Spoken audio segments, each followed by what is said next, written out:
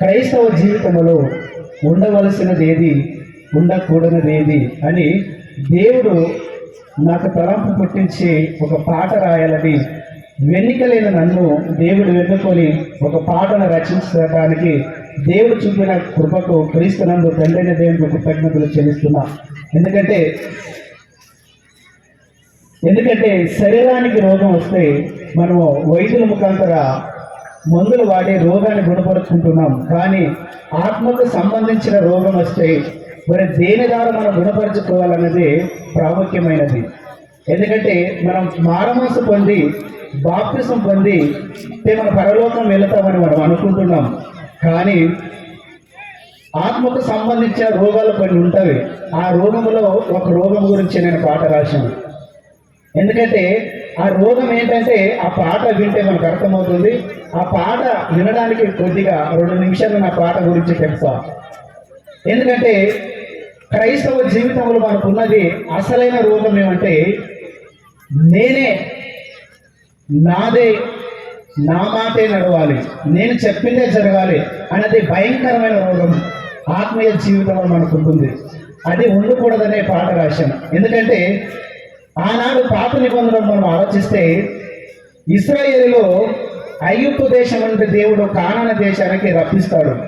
అందులో 6 లక్షల కాలబలములో కానాను దేశానికి చేరింది ఎంతమంది అంటే కేవలము 2. ఆ 2 ఎవరంటే కాలేబు, యెహోషువ.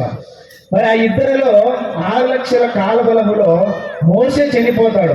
మోషే చనిపోయిన తర్వాత ఆ ఒక ఇశ్రాయేలు ప్రజలను పరిపాలించడానికి మోషే ఎవరికి అప్పచెప్తాడు? కాలేబుగా, యెహోషువకు అప్పచెప్తాడు. అంటే భక్తి జీవితంలో, విశ్వాస జీవితంలో, దేవుని గురించి బ్రతకడ జీవితంలో కాలేబు, యెహోషువ 2 ఒకే జీవితాన్ని బ్రతికినట్టు బైబిల్ మనకు చెబుతుంది. కానీ అందులో 2 ఒకే జీవితం బ్రతికినప్పుడు మోషే యెహోషువకు అప్పగించినప్పుడు కాలేబు నాకెందుకు అప్పగించలేదని ఒక్క మాట కూడా అనలేదు. ఎందుకంటే వాళ్ళిద్దరు జీవితం ఒకటే. 6 లక్షల మంది జనాభా పరిపాలించడానికి మోషే యెహోషువకు ఇస్తే కాలేబు నాకు ఎందుకు ఇవ్వలేదు అన్నాడు కదా. మరి ఇటువంటి తగ్గింపు మనలో ఈ రోజు ఉన్నదా? కాలేబు లాంటి తగ్గింపు మనలో ఉన్నదా అని మొదటి చరణంలో నేను రాశాను. 2వ చరణం ఆలోచిస్తే సంఘంలో ఉన్నప్పుడు మరి పౌలు దమస్కులో క్రైస్తవం చంపడానికి వెళ్తాడు. వెళ్ళిన తర్వాత అక్కడ ఏం జరిగిందో మనకు తెలుసు. అననీయ ద్వారా పౌలుకు కొళ్ళు పోయిన తర్వాత అననీయ ప్రవక్త ద్వారా కొళ్ళు వస్తాయి. అప్పుడు కొళ్ళు వచ్చిన తర్వాత క్రైస్తవులకు వెళదామంటే పౌలు మనం చంపుతాడని క్రైస్తవులు పారిపోతుంటారు. మరి యూదులు యేసుక్రీస్తు వాక్యాన్ని ప్రకటిస్తున్నాడు కదా అని యూదులు పౌలును చంపడానికి ప్రయత్నిస్తున్నారు. మరి ఇప్పుడు పౌలు ఎక్కడికి వెళ్ళాలో తోచక ఉన్నప్పుడు సంఘంలో ఉన్న బర్నబా ఏం చేస్తారంటే ప్రాణాన్ని తెగించి పౌలు దగ్గరికి వెళ్ళి పౌలును సంఘానికి చేరుస్తాడు. చేర్చిన తర్వాత కొన్ని రోజులైన తర్వాత లుస్త్రానికి వెళ్ళి వాక్యాన్ని ప్రకటిస్తుంటారు. ప్రకటించినప్పుడు అక్కడ లుస్త్రలో ఉన్న వారందరూ కూడా పౌలుకు ముఖ్య ప్రసంగాన్ని పేరు పెడతారు. కానీ బర్నబాకు ముఖ్య ప్రసంగాన్ని పేరు పెట్టరు. కానీ అక్కడ ఉన్నప్పుడు బర్నబా నేను సంఘమును మొదట వాడును, సంఘానికి చేర్చిన వాడును నేను. మరి ఇప్పుడు నీకు ముఖ్య ప్రసంగాన్ని పేరు పెట్టినప్పుడు నన్నెందుకు ముఖ్య ప్రసంగాన్ని పేరు పెట్టలేదని బర్నబా ఒక్క మాట కూడా అన్నాడు అక్కడ. ఎందుకంటే మొదట చేరిన వాడు బర్నబా, పౌలుకు సంఘానికి చేర్చింది బర్నబా. మరి వెనక వచ్చిన పౌలుకే అంత స్థాయి పెరిగినప్పుడు నేను మొదట వాడను కదా, నాకెందుకు ఇంత స్థాయి రాలేదని బర్నబా ఒక్క మాట కూడా అనలేదు. అంటే బర్నబాలో ఉన్న తగ్గింపు ఈరోజు మనలో ఉన్నదని 2వ చరణంలో నేను రాశాను. 3వ చరణం కూడా మనం ఆలోచిస్తే ఆనాడు పాత నిబంధనలు ఉజ్జీయరాజు లేవీలు జరిపించే ఒక క్రమాన్ని నేను జరుపుతానని వెళ్తూ అహంకారంతో వెళ్తాడు. కానీ ఆ రోజు ఏం జరుగుతుందంటే ఆయన ఉజ్జీయరాజు కుష్టి రోగి కొన్ని రోజులు చనిపోతాడు. అంటే అహంకారంతో నానే చేస్తాడు, నానే నడవాలని ఉజ్జీయ చేస్తాడు. మరి కొత్త నిబంధన మనం ఆలోచిస్తే ఏరో రాజు ఇది ప్రజలందరూ కూడా ఇది దేవుని స్వరమే కానీ మానవ స్వరము కాదన్నప్పుడు ఏరో రాజు కూడా పొంగిపోతాడు. పొంగిపోయి ఏమైపోతాడు? పురుగులు పడి చనిపోతాడు. అంటే ఆనాడు ఉజ్జీరాజు నేనే అని కుష్ఠరోగి చనిపోయాడు. మరి ఆనాడు ఏ రోజు రాజు నేనే అని పురుగులు పడి మరణించాడు. మరి ఈ రోజు మనము కూడా క్రైస్తవ సంఘంలో ఎలా ఉన్నాం? నాదే నడవాలని, నా మాట వినాలని, నేనే గొప్పవాడని అనుకుంటున్నారా? అలా ఉండకూడదనేదే ఒక పాట రాశాను.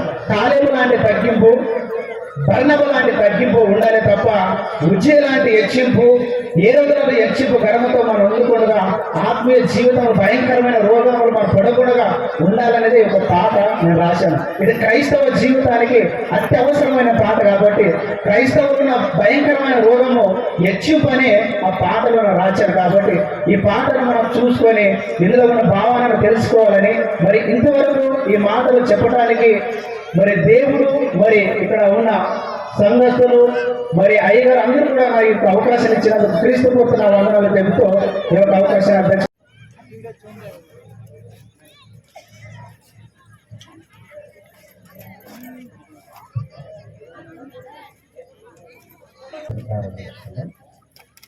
మహాకృపయ శంకరములు నేను మాట్లాడుతున్నాను. ఈరోజు చక్కటి వాతావరణాన్ని మాకు అనుకూలపరిచి మీ పిల్లలందరూ శ్రేష్టమైన నీ వాక్కులు నడిపే భాగ్యాన్ని నేను అనుగ్రహించాను. ఈరోజు కూడా మీకు మహిమకరంగా ఆయన అందరికీ ఆశీర్వాదకరంగా నిర్వహించాను. మరి ముఖ్యంగా ఆయన నీవిచ్చిన తలంతులు నీ కొరకు వాడబడాలి అని ఆయన క్రీస్తు పని ప్రయాణము అనే ఈ గ్రూప్ ద్వారా మొట్టమొదటిగా ఈ పాటను రచయించడానికి దేవుడు చూపించిన కృపకు కృతజ్ఞతలు. ఆత్మీయ జీవితంలో ఉండవలసినది ఒకటి. మీ వాక్యాన్ని జ్ఞాపకం చేయనట్లుగా ఆయన ఈ పాటను రాసిన ఆయన స్వరకల్పన చేసి సంగీతాన్ని సమకూర్చారు. తండ్రి దీని కొరకు ఆలోచన కలిగిన రాసిన ఆయన సహకారాన్ని అందించిన ఆయన నటుడిస్ట్ యూతున్నాయని జ్ఞాపకం చేసుకోండి.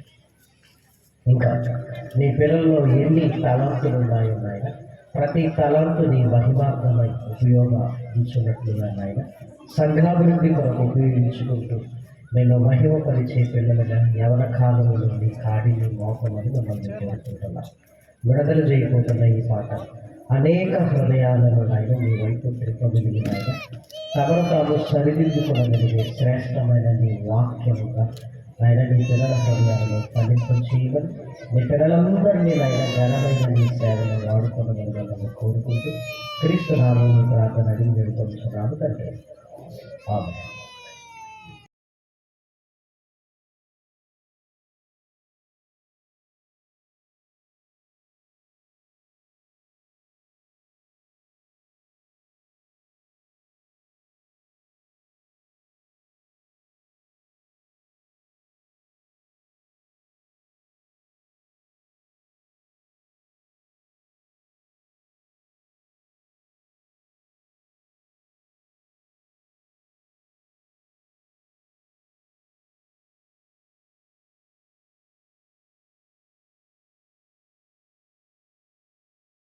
ఉండకూడనిది ఒకటి. ఏది ఉండవలసినది, ఏది ఉండకూడనిది? రండి, వినండి, ఈ పాట ద్వారా తెలుసుకోండి.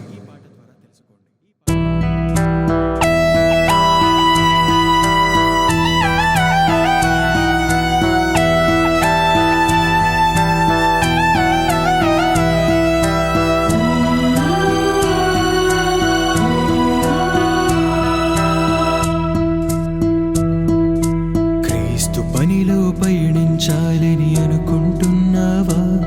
ప్రభు క్రీస్తు సేవను చేయాలని నీవనుకుంటున్నావా?